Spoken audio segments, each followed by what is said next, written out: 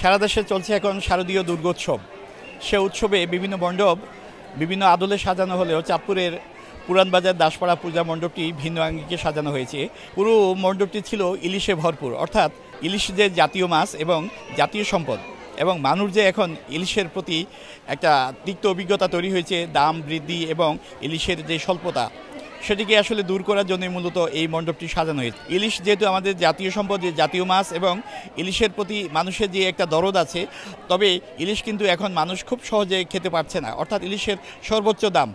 আর সেই দামি মাছটিকে তারা উপস্থাপন করেছেন এই কারণে যেন ইলিশ যদি রক্ষা পায় তাহলে সব শ্রেণী পেশার মানুষের কাছে ইলিশের স্বাদটা যেমনটি পৌঁছে যাবে এবং ইলিশও আবার মানুষের কাছে অতি জনপ্রিয় হয়ে উঠবে। তারা মণ্ডপটি ঘুরে শুধু ইলিশ আর ইলিশ দেখে ভূয়সী প্রশংসা করেছেন।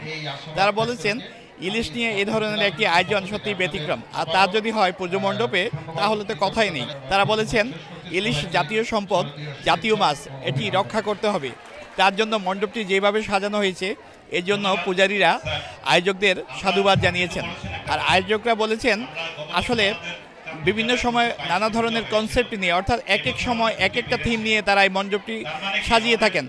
এবারও কিন্তু তার ব্যতিক্রম নয়, এবারও তারা মণ্ডপটি সাজিয়েছেন ভিন্ন আঙ্গিকে। গত বছর যেমনটি ছিল বৃক্ষের উপর, অর্থাৎ বৃক্ষ নিধন করলে পরিবেশের উপর কী ধরনের নেতিবাচক বিপর্যয় ঘটে সেটি তারা যেমনটি ফুটিয়ে তুলেছেন, এবার আবার ফুটিয়ে তুলেছেন ইলিশের উপর। অর্থাৎ ইলিশ মাছ রক্ষা করা হলে, অর্থাৎ মা ইলিশ যদি রক্ষা পায় তাহলে ইলিশের বংশ যেমনটি বিস্তার ঘটবে, তার সঙ্গে সব মানুষ, সব শ্রেণীর, সব পেশার মানুষও ইলিশের স্বাদ পেতে পারবে। তার জন্য আয়োজকরা বলেছেন তারা এবারের পূজা মণ্ডপটি ইলিশ দিয়ে সাজিয়েছেন। আর যিনি এই ইলিশের রূপটি অঙ্কন করেছেন সেই জয় ঘোষ বলেছেন তার মাথা থেকে মূলত এই বুদ্ধিটি এসেছে, জাতীয় সম্পদ অর্থাৎ ইলিশ মাছ রক্ষা করতে হবে, আর সেই মাছ রক্ষার জন্য মূলত মণ্ডপটি তারা সাজিয়েছেন। আমরা 1000 ইলিশ দিয়ে সাজিয়েছি। প্রায় 1.5 মাস পরিশ্রম করার পরে আমি এবং আমার টিম রাত জেগে অক্লান্ত পরিশ্রম করে আমরা এই ইলিশের বাড়ি চাঁদপুরটি ফুটিয়ে তোলার চেষ্টা করেছি। ইলিশ হলো চাঁদপুরের ঐতিহ্য, তো এই থিমটা তেমন দেখা হয়নি, এই মণ্ডপে এসে দেখা হয়েছে।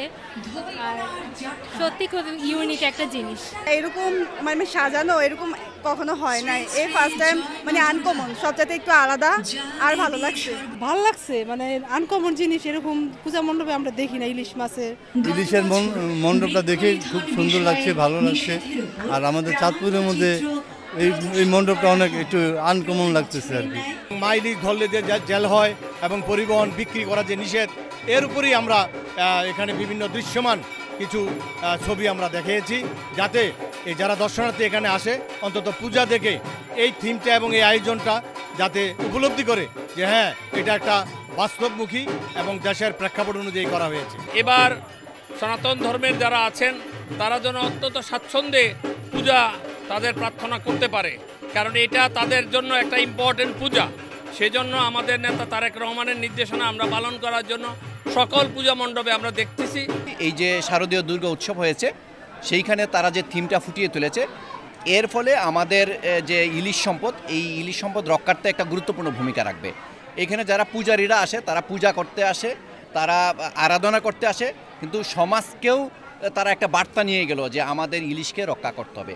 আমরা প্রত্যেকটা জায়গায় ওখানে মনিটরিংয়ের মধ্যে রেখেছি এবং যেখানে যেভাবে প্রয়োজন আমরা সেখানে সেভাবে ব্যবস্থা গ্রহণ করে যাচ্ছি। বিজয়া দশমীর মাধ্যমে, বিসর্জনের মাধ্যমে এই যে একটা সবচেয়ে বড় যে ধর্মীয় উৎসব, এটা সুন্দরভাবে পার হবে আশাবাদ রাখি আমি। মণ্ডপটি দেখতে আসা রাজনৈতিক ব্যক্তিবর্গ, প্রশাসনিক কর্মকর্তা এবং পুলিশের কর্মকর্তারাও বলেছেন এই ধরনের আয়োজন সত্যি আমাদের সম্প্রীতির বন্ধনকে আরও মজবুত করেছে এবং বাংলাদেশ যে সম্প্রীতির ধারা বজায় আছে সেটি মূলত তারা ফুটিয়ে তুলেছেন এই আয়োজনটি। চাঁদপুরের দাসপাড়া পূজা মণ্ডপ থেকে ফারুক আহমদ, সময় সংবাদ।